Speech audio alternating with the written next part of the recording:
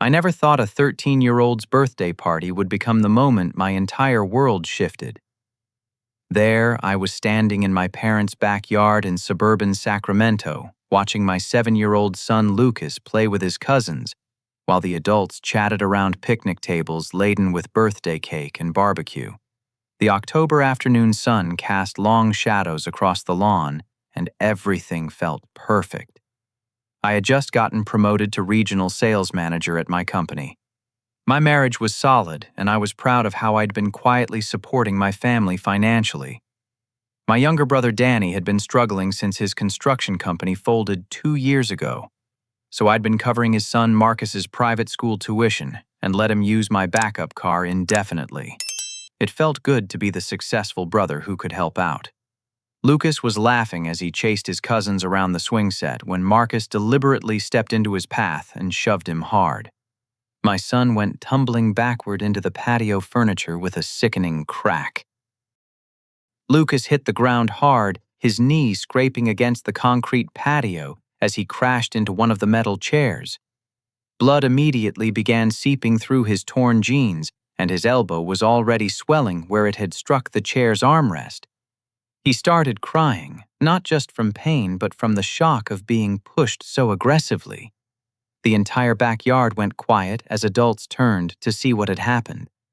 I knelt beside my son, checking his injuries while trying to stay calm. The scrapes were deep enough to need cleaning and bandaging, and his elbow was tender to the touch. "Lucas, you're okay, buddy," I said softly, helping him to his feet.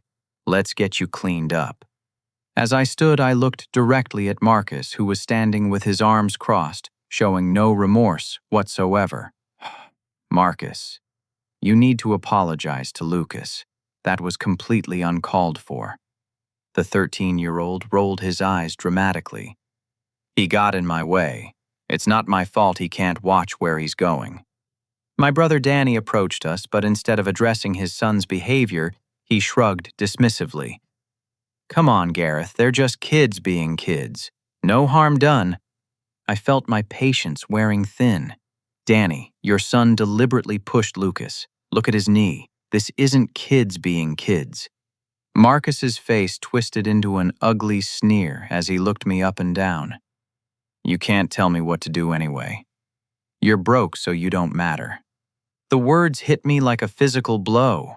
The entire backyard fell silent. I expected anyone to correct this disrespectful child. Instead, I watched in disbelief as my parents exchanged a knowing look and actually smiled. Not the uncomfortable smile of people witnessing an awkward moment, but the satisfied smile of people who had just heard something they agreed with. My mother stepped forward, her voice carrying a tone I'd never heard before. "Well, Marcus has a point about priorities. Some people focus too much on appearances instead of reality." Dad nodded in agreement, his arms folding across his chest. "Exactly. Some people just don't understand what real success looks like. They get caught up in trying to look important." The blood drained from my face as I realized what was happening.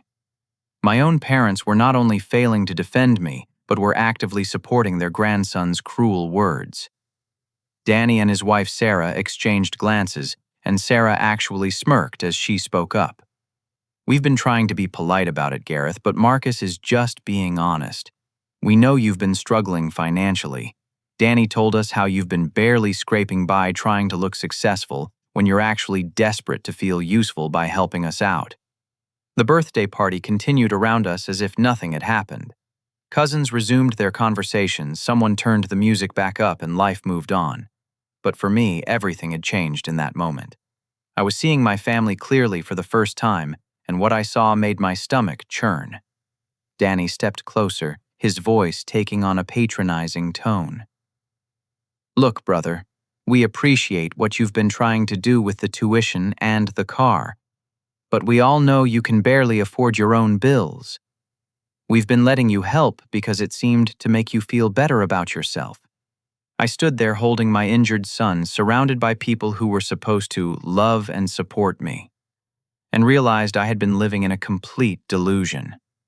The family I thought I was helping had been mocking me behind my back, spreading lies about my financial situation, and teaching their children that I was somehow less than them.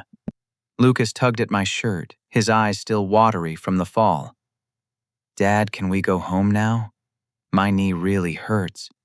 I looked down at my son, then back at the circle of family members who were now avoiding eye contact, or looking at me with expressions ranging from pity to contempt. "Yes, Lucas. We're going home right now." As I guided my son toward the gate, I heard Marcus call out behind us, his voice dripping with the same arrogance his parents had clearly cultivated. "Tell him he should learn to watch where he's going next time."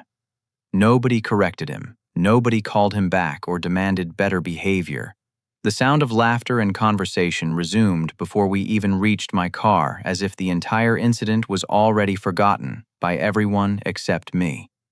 The drive home passed in stunned silence. Lucas dozed off in his booster seat, exhausted from crying and the afternoon's excitement, while I replayed the scene over and over in my mind. The casual cruelty of it all felt surreal. These were people who had watched me grow up, who I'd supported financially without question, who I'd trusted with my deepest vulnerabilities. After I got Lucas cleaned up and settled with ice on his elbow, I found myself sitting in my home office staring at my computer screen. Danny's words kept echoing, barely scraping by. "Desperate to feel useful. We've been letting you help." Where had these ideas come from? My financial situation was solid. I had emergency savings, no credit card debt, and my mortgage payments were automatic and on time. Over the following week, I started paying attention to things I'd previously overlooked. Small comments from neighbors, awkward silences when I'd mention work achievements, the way conversations sometimes stopped when I approached groups of people at community events. On Tuesday, I decided to test something. I called our mutual friend Steve, who lived in the same neighborhood as my parents and often attended the same barbecues and block parties. After some casual conversation, I brought up my recent promotion. "That's great news, Gareth," Steve said, but his tone was careful, almost apologetic. "I mean, I hope it helps with your situation." "My situation?" There was an uncomfortable pause. "Well, you know, Danny mentioned that you've been having some financial troubles. Something about being behind on your car payments and possibly losing your house. Look, man, we've all been there. Nothing to be ashamed of." My blood ran cold. "Steve, I've never been behind on any payments. My house isn't in foreclosure. Where did you hear this?" "Oh." Another pause, longer this time. "Danny brought it up at the Hendersons' barbecue last month. He seemed really worried about you. Said you'd been borrowing money from your parents and putting on a brave face, but that you were actually drowning in debt." I hung up the phone with shaking hands. Every single thing Steve had mentioned was a complete fabrication. I had never borrowed money from my parents. My car payments were automatically deducted from my checking account. My house was in excellent standing with my mortgage company. Thursday brought another revelation. While dropping Lucas off at school, another parent approached me with obvious concern. "Gareth, I hope you don't mind me asking, but is everything okay financially? Sarah mentioned at the last PTA meeting that you've been really struggling and that it's been affecting Lucas. She said you've been putting a lot of pressure on yourself to maintain appearances." I stood there in the school parking lot watching other parents shepherd their children toward the building and felt like I was living in an alternate reality. Sarah had been spreading rumors about my family at school. Events painting me as financially unstable and emotionally unreliable. That evening I started documenting everything. I called my bank, my mortgage company, and my credit card companies to get official statements proving my accounts were in excellent standing. I printed out pay stubs, savings account balances, and investment portfolios. The picture that emerged was the exact opposite of what my family had been telling people. Friday delivered the most shocking discovery yet. My mother had come by the house earlier in the week to babysit Lucas while I attended a work conference. In her rush to leave, she'd forgotten her phone on my kitchen counter. When it started buzzing with text messages, I glanced over to see if it was urgent. The messages were from Dad, and they were discussing me. Did you see Gareth's face when Marcus put him in his place? Perfect. About time someone knocked him down a few pegs. His success makes me uncomfortable. Always has. Danny's doing great with the plan. Keep coaching him on what to say. I prefer Danny anyway. He actually needs us. Gareth thinks he's better than everyone. I screenshotted every message before my mother returned to collect her phone, my hands trembling as I realized the depth of the betrayal. This wasn't just casual gossip or misunderstanding. This was a coordinated campaign to undermine my reputation and destroy my sense of family belonging. The text thread went back months. My parents had been actively encouraging Danny and Sarah to spread lies about my financial situation. They had coached them on specific stories to tell, helped them craft believable details, and celebrated each successful character assassination. One message thread from 3 weeks ago made my stomach turn. Danny told the Johnsons that Gareth's been asking him for loans. Perfect touch. Sarah planted the foreclosure story at the school fundraiser. Several parents bought it completely. The goal is to make him so uncomfortable at family events that he stops showing off and disappears. Then Danny can be our focus again. He's always been the better son anyway. That night I sat in my darkened living room after Lucas had gone to bed staring at the screenshots on my phone. My entire extended family thought I was a financial failure because my own parents and brother had systematically destroyed my reputation. They had turned my generosity into evidence of desperation and my success into a facade covering shame. The worst part was realizing how long this had been going on.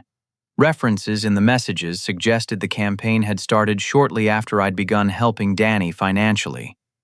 My attempts to be a supportive brother had somehow triggered a coordinated effort to bring me down. I finally understood why Marcus felt comfortable speaking to me with such disrespect. He'd been raised hearing that Uncle Gareth was the family failure, the one who pretended to be successful while actually being a burden. In his 13-year-old mind, he was just stating facts that the adults had taught him. Saturday morning, I drove to my parents' house with a folder of bank statements and a heart full of dread. I found them in their kitchen sharing coffee and reading the newspaper like any normal couple enjoying their retirement. The ordinariness of the scene made the whole situation feel even more surreal. Gareth. What a pleasant surprise, Mom said looking up from the lifestyle section. You look tired, honey. Everything all right? I sat down at their familiar kitchen table, the same one where I'd eaten countless childhood meals, and placed the folder in front of me. We need to talk about what happened at Marcus's party, and about some things I've been hearing around the neighborhood. Dad folded his newspaper deliberately, his expression already shifting to defensive mode. If this is about Marcus, that boy was just being honest. Sometimes children see things more clearly than adults. Honest about what, Dad? About me being broke, about me not mattering.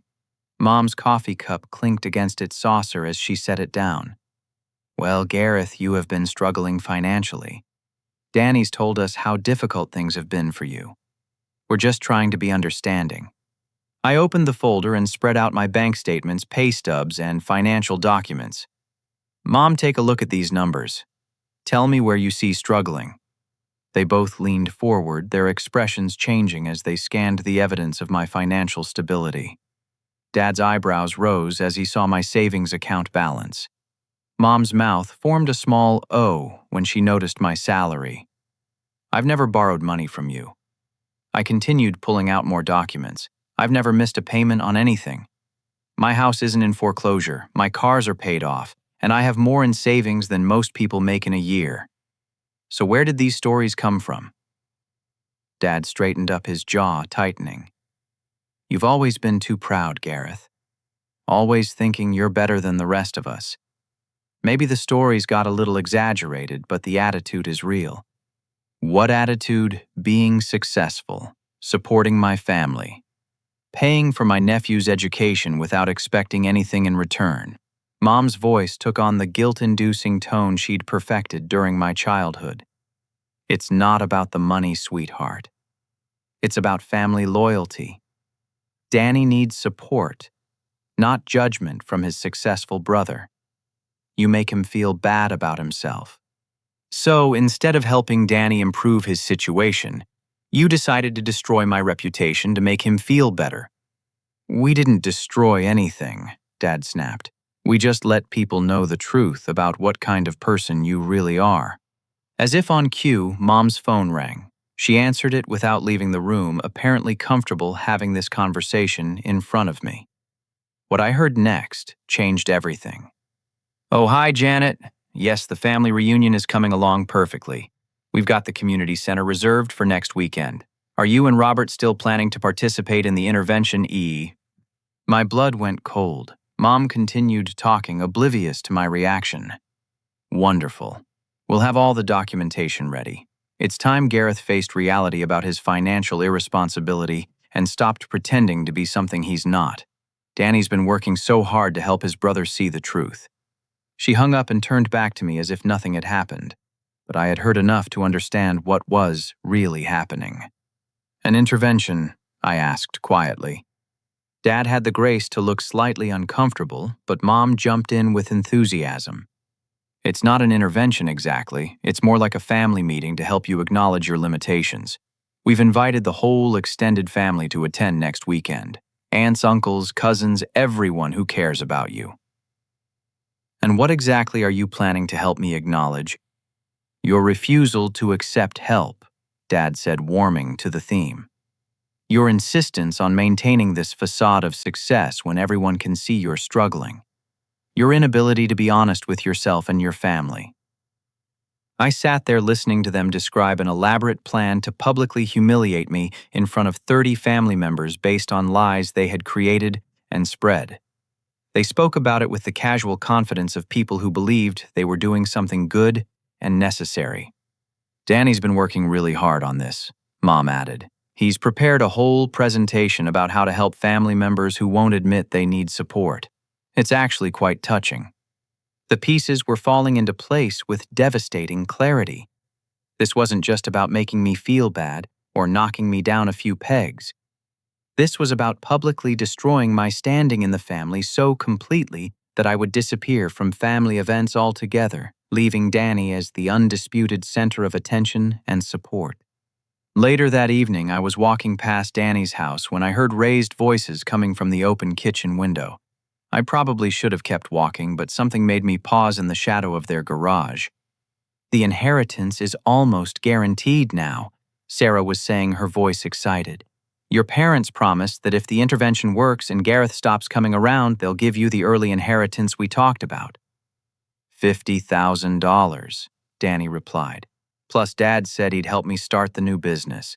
All I have to do is make sure Gareth gets so embarrassed at the reunion that he never wants to face the family again." "It's perfect," Sarah continued. "We already have everyone convinced he's a fraud. Marcus did great at the party calling him broke like that. Did you see his face? The best part is the fake financial documents we prepared," Danny said, his voice full of satisfaction. "Wait until everyone sees the intervention paperwork showing how much money we think he owes and how badly he's been lying to everyone. By the time we're done, he'll be too ashamed to ever come to another family event." I stood there in the darkness listening to my brother and sister-in-law plan my complete social destruction with the gleeful enthusiasm of people planning a surprise party. They weren't just spreading rumors anymore. They had created fake financial documents, recruited the entire extended family as unwitting accomplices, and were planning to use the reunion as a stage for my public execution.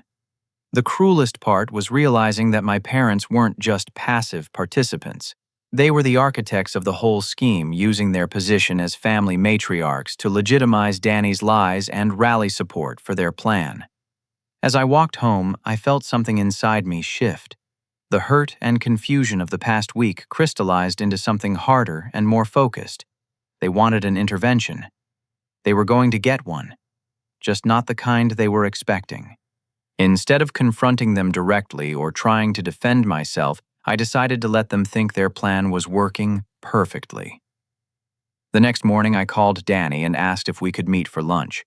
I put on my most dejected expression and met him at the diner where we'd shared countless meals growing up. "Danny, I've been thinking about what Marcus said at the party. I began stirring my coffee nervously. And what Mom and Dad have been telling me. Maybe you're all right. Maybe I have been fooling myself about my situation. Danny's eyes lit up like a kid on Christmas morning. Gareth, I'm so glad to hear you say that. We've all been worried about you, but nobody wanted to hurt your feelings. The thing is, I'm scared.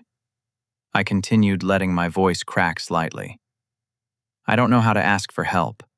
I've been pretending to be successful for so long that I don't know how to admit I'm failing. That's exactly what Mom and Dad have been saying, Danny said, leaning forward eagerly. They want to help you, but you have to be honest about where you really stand financially. Over the next hour, I fed him exactly what he wanted to hear. I admitted to struggles I'd never had, confessed to debts that didn't exist, and begged for the kind of family intervention they were already planning. Danny was practically vibrating with excitement by the time we finished lunch. I'll talk to Mom and Dad, he said, his voice full of false concern.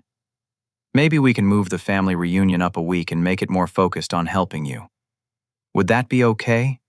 That would mean everything to me? That afternoon, while Danny was busy calling our parents to share the good news, I was in my home office implementing a very different kind of plan. I started by pulling financial records for the private school tuition I'd been paying on Marcus's behalf. What I found made my blood boil. The tuition checks I'd been writing to Danny each month weren't going to the school at all. Danny had been depositing them into his personal account while telling the school he would pay them directly. The school had been sending late notices for months, which Danny had been intercepting. My $18,000 per year was being used to fund Danny and Sarah's lifestyle, while Marcus's education hung in the balance. Next, I researched the car situation. The backup vehicle I'd let Danny borrow indefinitely was a reliable sedan worth about $25,000. I'd kept making the payments while he drove it, thinking I was helping him with transportation. But when I checked the title records at the DMV, I discovered something shocking. Danny had forged my signature and transferred the title into his name 6 months ago. The car I thought I was lending to my struggling brother was now legally his property. Every payment I'd made since then had been building his credit and equity, not mine. Armed with this information, I made some strategic phone calls. The first was to my friend Rick, who happened to be a detective with the Sacramento Police Department. The second was to my lawyer Tom, who specialized in fraud cases. The third was to Principal Anderson at Marcus's private school. Principal Anderson, this is Gareth Miller, Marcus Thompson's uncle. I've been making his tuition payments and I need to understand the current status of his account. Mr. Miller, I'm glad you called. Marcus's account is significantly past due. We've been sending notices to his parents for months, but they keep assuring us that payment is coming. We're at the point where we may need to discuss alternative arrangements for Marcus if the balance isn't settled soon. How much does the account show I've paid this year? According to our records, Mr. Miller, no payments have been received from you. Mr. and Mrs. Thompson have been listed as the responsible parties. I thanked Principal Anderson and hung up my hands, shaking with rage. Danny hadn't just been stealing my money, he'd been putting his son's education at risk while living off my generosity. The next few days were a whirlwind of evidence gathering. I documented every lie, every theft, every manipulation with the methodical precision of someone building a legal case. Because that's exactly what I was doing. I also made one more crucial discovery.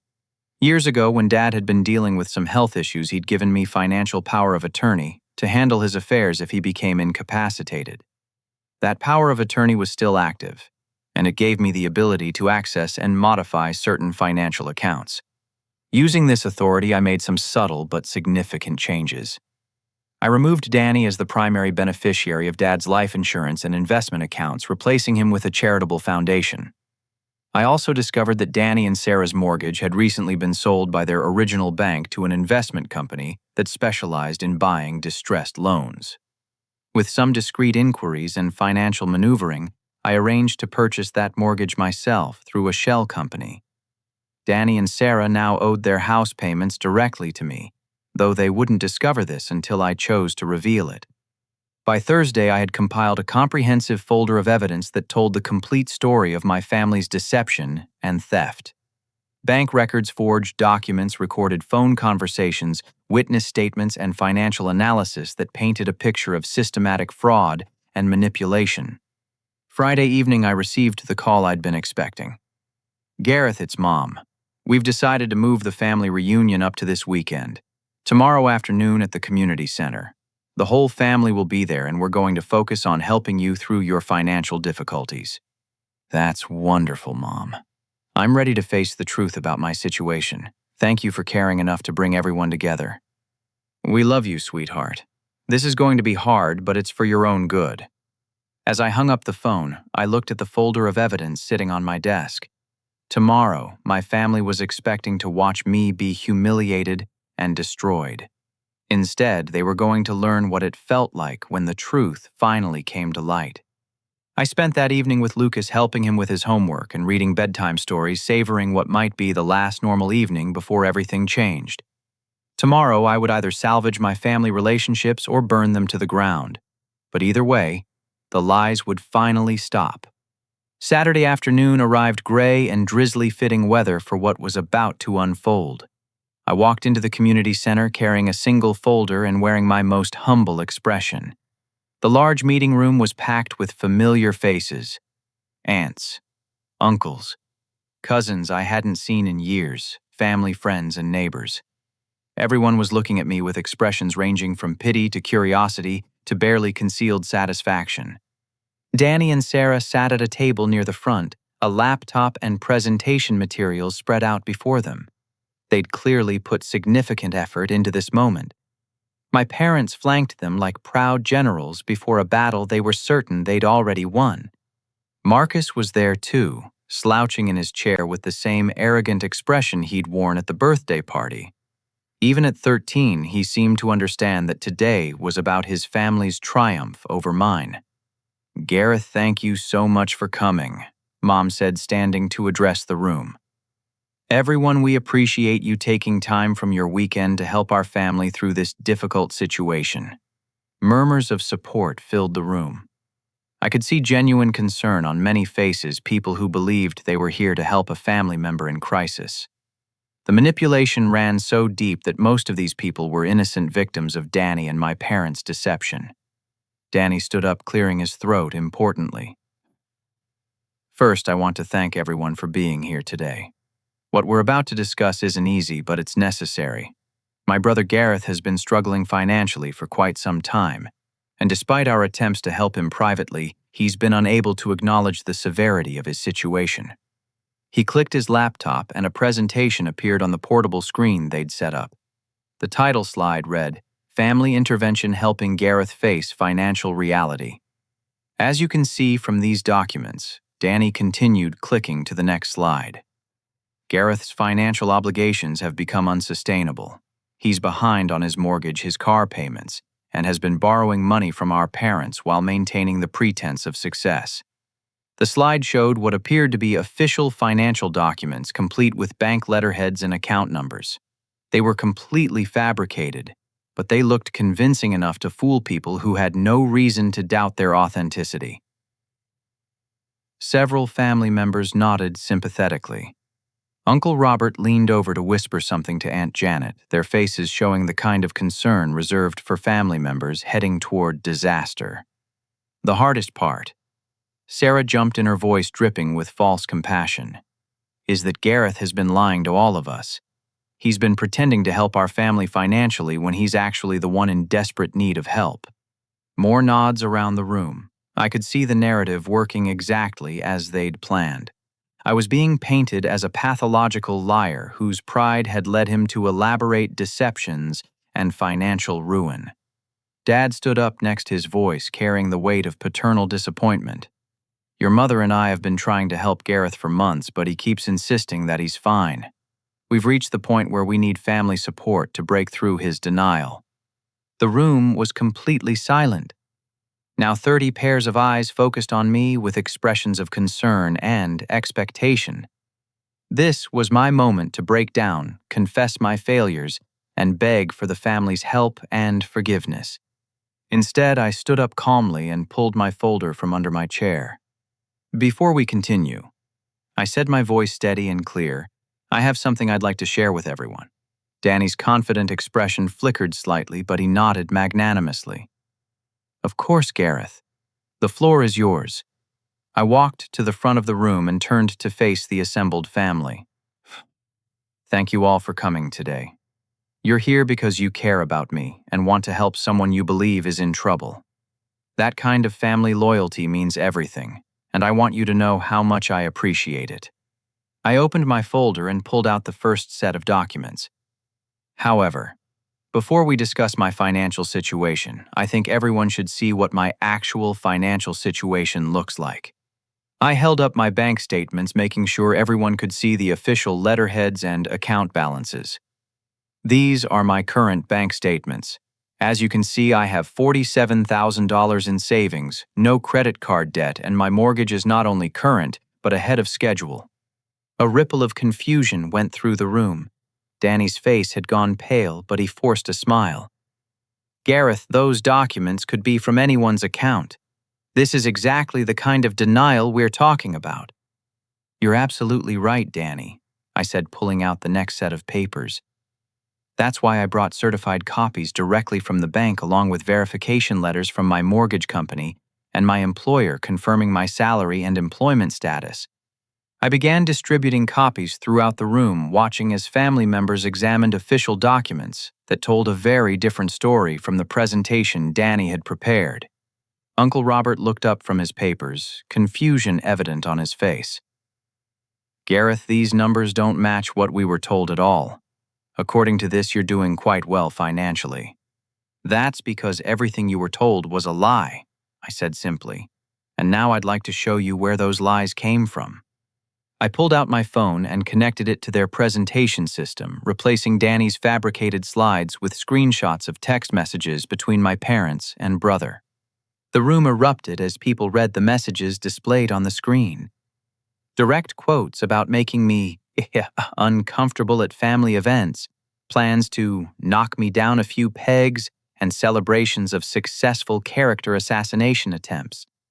These messages, I continued as the chaos died down, show a coordinated campaign to destroy my reputation that's been going on for months. My own parents and brother have been systematically spreading lies about my financial situation to anyone who would listen.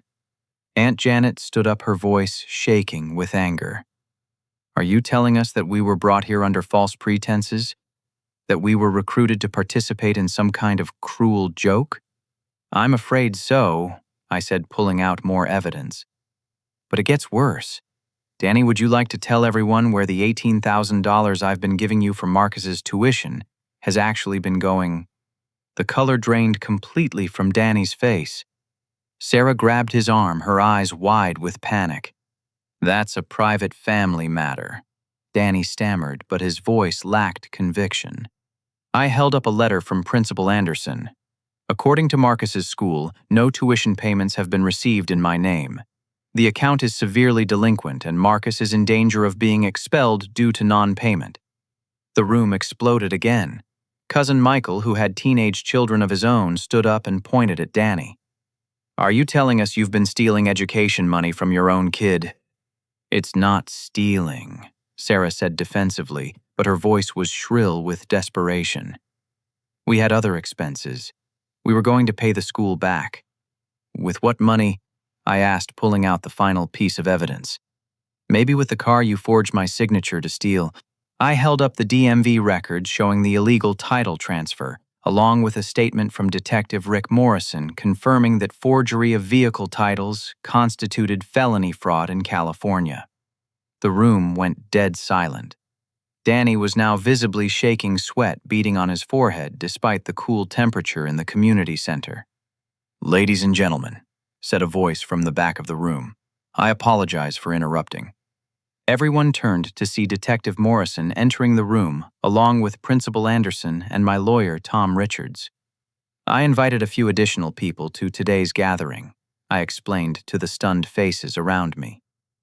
Detective Morrison is here because vehicle title fraud is a serious crime. Principal Anderson is here because he's been wondering why tuition payments keep being promised but never arrive. And Tom is here because systematic fraud and identity theft require legal action to resolve. Danny jumped to his feet, panic overwhelming his ability to think clearly. Gareth, you can't do this to family. We can pay everything back. We can fix this. You're right, I said calmly. You will pay everything back, because I have one more surprise for you. I pulled out the final document in my folder, a mortgage transfer notice bearing Danny and Sarah's address. Your house payment is now due to me, I said, watching comprehension dawn on their faces. I purchased your mortgage from the investment company that bought it from your original bank. You now owe me directly for every month's payment, plus the full balance of your loan. Sarah let out a strangled gasp. That's impossible. You can't just buy someone's mortgage. Actually, you can, Tom said from the back of the room, especially when the borrowers are behind on payments and the loan has been classified as distressed debt.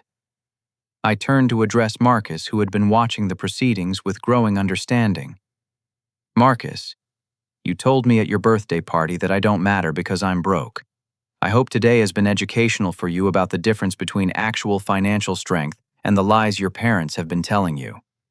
The 13-year-old was slumped in his chair, the arrogant confidence completely gone from his demeanor. For the first time since I'd known him, he looked like what he actually was, a confused kid whose parents had filled his head with lies and resentment. The extended family was now buzzing with angry conversations, but the anger was directed entirely at Danny, Sarah, and my parents. People were comparing notes about the lies they'd been told, sharing stories about how they'd been manipulated into believing I was struggling and expressing outrage at being used as unknowing weapons in a family attack. Uncle Robert approached Danny directly, his voice filled with disgust. You had us convinced that your brother was headed for bankruptcy while you were stealing from your own child's education fund. Do you have any idea how ashamed I am to be related to you right now? My parents had been silent through most of the revelation, but Dad finally stood up, his face red with embarrassment and anger. This has gone far enough, he said, trying to regain control of the situation. This is family business and we should handle it privately. You're absolutely right, Dad, I said, turning to face him directly. We should have handled this as family business from the beginning. Instead, you chose to involve 30 people in a plan to publicly humiliate me based on lies you helped create and spread. I paused, looking around the room at faces that showed everything from shock to anger to profound disappointment. But we're family, so I'm going to give everyone a chance to make this right. The community center had transformed from a supportive family gathering into something resembling a courtroom where judgment was being rendered. Extended family members were huddled in small groups, processing what they'd just learned and expressing their anger at being manipulated. The sound of heated whispers filled the air as relationships and loyalties shifted in real time. Danny and Sarah sat slumped in their chairs like defendants awaiting sentencing. My parents had moved to stand behind them, but their expressions showed uncertainty rather than support. The united front they'd presented for months was crumbling as the reality of exposure set in. Principal Anderson stepped forward, his voice cutting through the murmur of conversations. Mr. Thompson, I need to address the immediate situation with Marcus's enrollment. The school board has been patient with the late payments because of your assurances that funds were coming, but we cannot continue to accommodate a student whose tuition is being systematically stolen. Marcus looked up sharply at this, the full implications of his parents' actions finally becoming clear to him. What does that mean?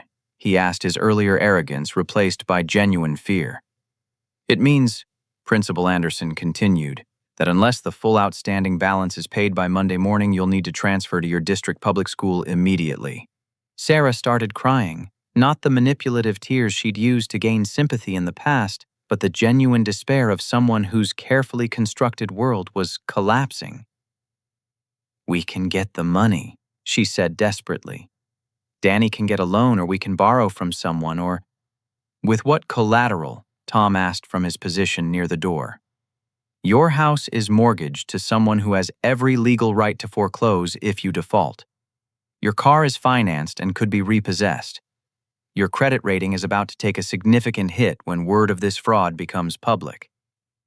Detective Morrison stepped forward, his presence adding gravity to the already tense situation. Huh.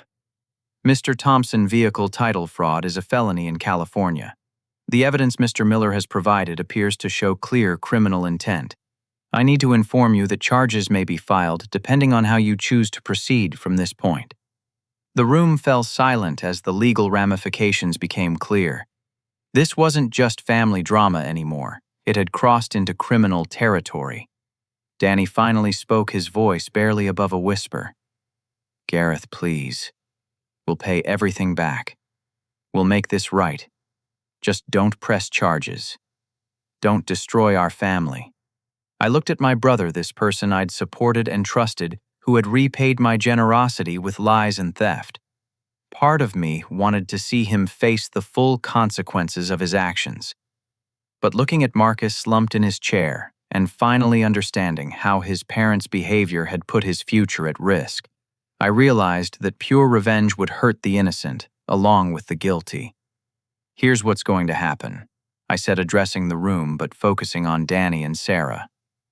Detective Morrison, I'll need time to consider whether to press charges. Can you give us 48 hours? That's reasonable, he replied. But Mr. Thompson, you should understand that any attempt to flee or hide assets during that time would only make things worse. I turned back to my family. Danny, you have until Monday morning to pay Marcus's school the full amount owed. If you can't do that, I'll pay it myself and add it to the debt you owe me. How? Sarah asked desperately. We don't have $18,000 lying around. That's your problem to solve, I said firmly. You've had months to figure out how to steal the money. Now you have 3 days to figure out how to replace it honestly. I pulled out a contract that Tom had prepared earlier in the week. This is a formal debt acknowledgement. It includes the tuition money you've stolen, the car payments I made on the vehicle you fraudulently titled to yourself, and interest on both amounts. The total comes to $32,000. Danny's face went white as he scanned the document. $32,000? That's impossible. The math is very simple, Tom explained. 18 months of stolen tuition payments at $1,500 each, plus 12 months of car payments at $400 each, plus legal interest on fraudulently obtained funds. Actually, Mr. Miller is being quite generous by not including punitive damages. I continued outlining the terms. You'll pay me $500 per month until the debt is settled. Miss a payment and I'll immediately foreclose on your house and repossess the car. Additionally, you'll attend financial counseling sessions and write formal letters of apology to every person you lied to about my financial situation. That's not possible, Danny protested. We can't afford $500 a month. Then you'd better find a way to earn more money, I replied.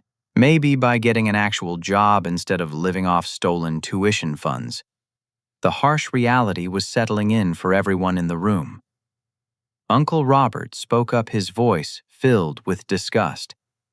Danny, you brought us here to watch you humiliate your brother based on lies while you were stealing from your own child. Do you understand how ashamed your mother and I are right now? Aunt Janet added her voice to the condemnation. We've been telling our friends and neighbors that Gareth was struggling financially because we believed what you told us. Now we find out we were spreading lies about someone who was trying to help you. This is mortifying. The extended family was now turning their anger toward my parents as well. Cousin Michael confronted them directly. How could you encourage this? How could you coach your own son to destroy his brother's reputation? Dad tried to defend their actions, but his voice lacked conviction. We thought Gareth needed to be taken down a notch. His success made Danny feel bad about himself. So, instead of encouraging Danny to improve his life, you decided to destroy Gareth's reputation to make Danny feel better, Aunt Janet asked incredulously. What kind of parenting is that? Mom finally spoke up, her voice shaky. We just wanted both our sons to be happy. We didn't think it would go this far. You didn't think falsifying financial documents and planning a public humiliation would go too far? I asked. You didn't think recruiting 30 family members to participate in character assassination was excessive. The room buzzed with angry conversations as people processed the full scope of the deception. Several family members were already discussing how they would need to correct the false information they'd spread to their own friends and neighbors. Marcus finally spoke up, his voice small and confused. "Uncle Gareth, does this mean I have to change schools?" I looked at my nephew, who had been taught to disrespect me based on lies his parents created. Despite everything, he was still a child who was about to pay the price for his parents' actions. "That depends on whether your parents can come up with the money they owe by Monday," I said. "If they can't, I'll make sure your education continues, but it will be added to their debt." "What if they can never pay you back?" he asked. I paused, considering how to answer honestly without terrifying a 13-year-old. "Then they'll have to face the consequences of their choices, Marcus. But those consequences don't have to define your future if you learn from their mistakes." Sarah was now crying openly, the reality of losing their house and potentially facing criminal charges finally sinking in. "Gareth, we're family. You can't destroy us like this." "I'm not destroying you," I replied calmly. "I'm simply requiring you to face the truth about what you've done and take responsibility for it. For months, you've been telling everyone that I need to face reality about my financial situation. Now, it's your turn to face reality about yours." Detective Morrison prepared to leave, but not before issuing a final warning. "Mr. Thompson, I strongly suggest you consult with an attorney before making any major decisions. And remember, attempting to conceal assets or flee the jurisdiction would constitute additional crimes." As people began filing out of the community center, the conversations were heated and emotional. Extended family members were expressing their anger and disappointment, while others were trying to process how completely they'd been deceived. Uncle Robert stopped me on his way out. "Gareth, I owe you an apology. We should have questioned what we were being told instead of just accepting it. That's on us." "Thank you, Uncle Robert. I appreciate that." "What are you going to do now?" he asked. I looked back at Danny and Sarah, still sitting in their chairs like people who'd just survived a car accident. My parents stood nearby, finally understanding that their plan had backfired spectacularly. "I'm going to give them a chance to make this right," I said. "Whether they take that chance or not is up to them." As the last of the family members left, I found myself alone with the people who had tried so hard to destroy me. They looked defeated, confused, and frightened. For the first time in months, they were seeing me clearly, not through the lens of lies and resentment they'd created. "We have until Monday to figure this out," Danny said finally. "You have until Monday," I corrected. "I've already figured out my part. The question now is whether you want to rebuild your life with honesty or continue down the path that brought you here." I picked up my folder and headed for the door, leaving them to contemplate the wreckage of their own making and decide what they were willing to do to climb out of it. 6 months later, I found myself sitting in the same community center where my family's lies had been exposed, but this time the atmosphere was completely different. Instead of anger and betrayal, the room was filled with the hopeful energy of new beginnings and hard-earned wisdom. Danny sat across from me, looking like a different person than the man who had tried to orchestrate my public humiliation. His face was thinner, marked by the stress of honest work and real responsibility, but his eyes held something they hadn't contained in years: genuine self-respect. "The payment is ready," he said, sliding an envelope across the table. $500, same as every month since we started this arrangement. I opened the envelope and checked the money order, noting that it was the 6th consecutive on-time payment. "How's the new job working out?" "It's hard," he admitted. "Construction work at my age isn't easy, especially starting at the bottom again. But it's honest work, and I'm actually earning what I receive." After the community center confrontation, Danny and Sarah had faced a choice: declare bankruptcy and lose everything, or find a way to meet their obligations through actual effort. They'd chosen the harder path. Danny had swallowed his pride and taken a job with a construction crew, working 10-hour days doing the kind of physical labor he'd avoided for years. Sarah had gotten a position at a local retailer working evenings and weekends to help make ends meet. Together, they were earning just enough to cover their downsized living expenses and make the monthly payments to me. "How's Marcus adjusting to public school?" I asked. Danny's expression brightened slightly. "Better than we expected, actually. The humility has been good for him. He's had to learn how to earn respect instead of expecting it to be handed to him." This was perhaps the most positive development of the entire situation. Marcus had been forced to confront the reality that his attitude and behavior had consequences. Without the private school environment where his parents' financial manipulation had shielded him from accountability, he'd had to learn basic social skills and respect for others. He wrote another letter. Danny continued, pulling out a folded piece of paper. "He asked me to give this to you."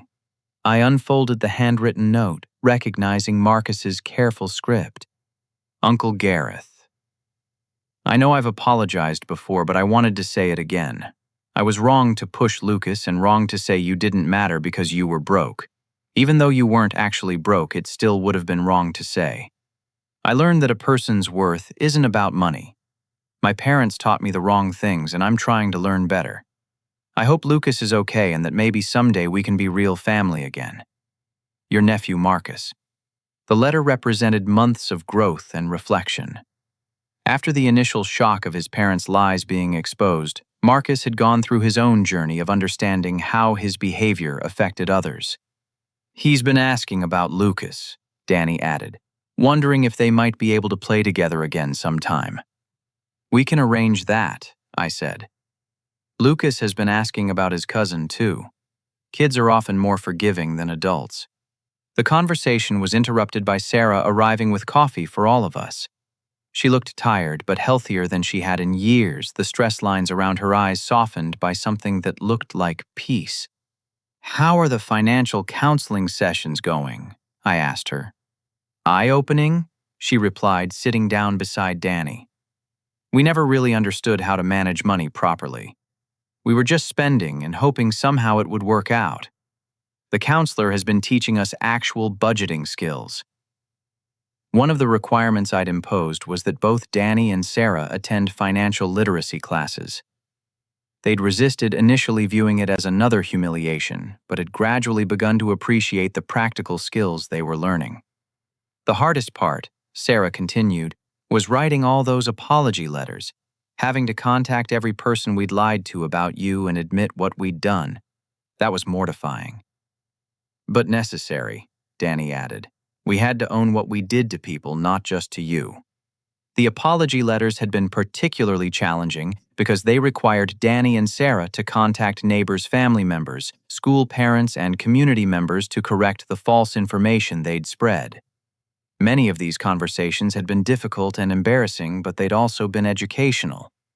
"Uncle Robert called me last week," Danny said. "He wanted to talk about family relationships and how we'd damaged trust with so many people." It was hard to hear, but he was right.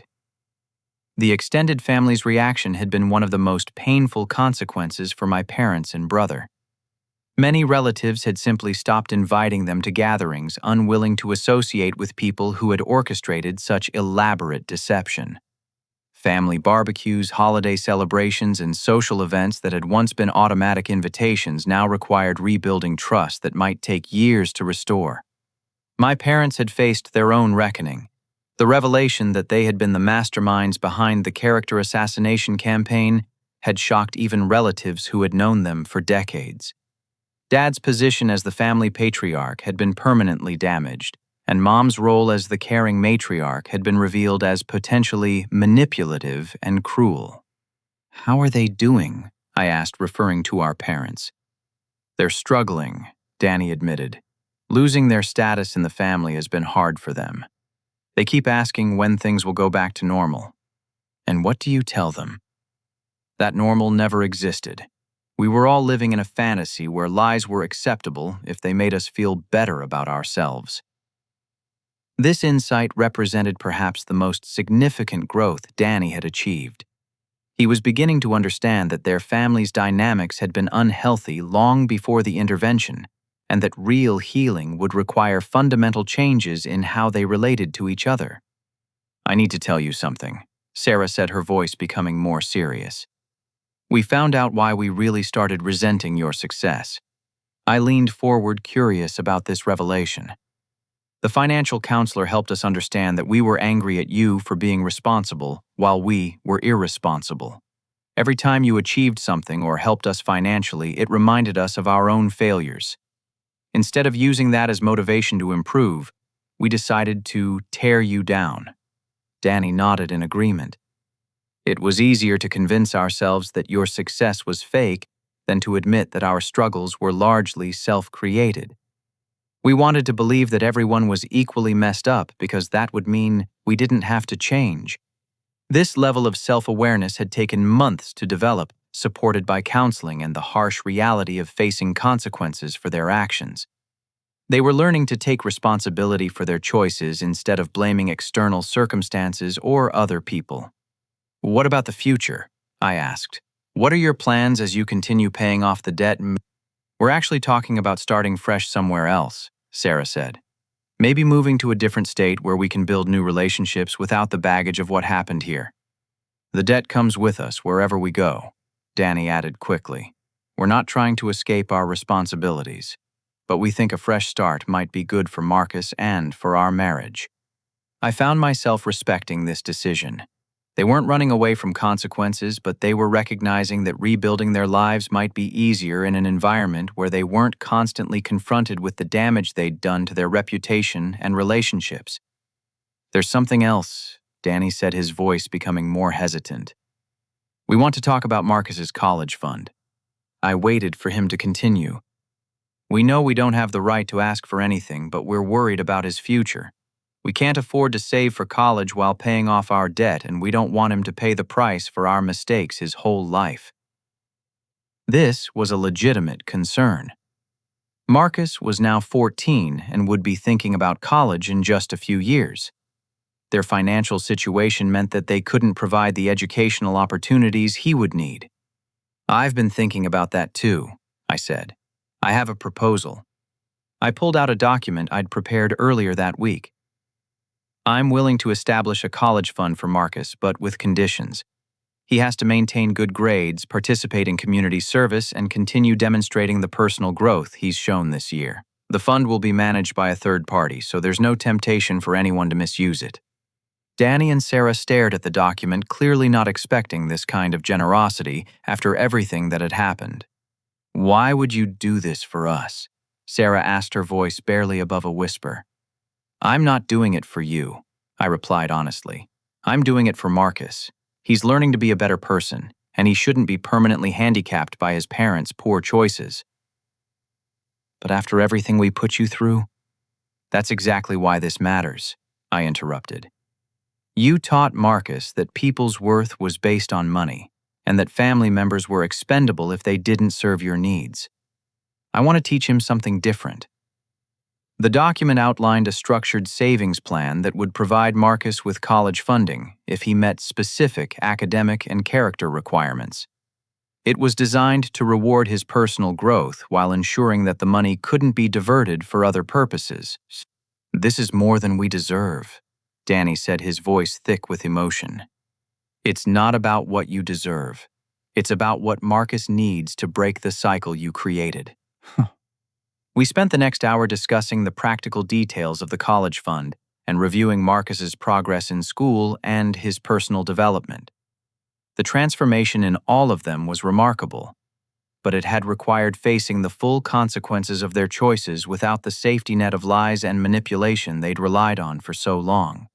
As our meeting concluded, I reflected on how much had changed since that birthday party 6 months ago. The family relationships that had once seemed close and supportive had been revealed as toxic and manipulative. But from that destruction had come the possibility of something healthier and more honest.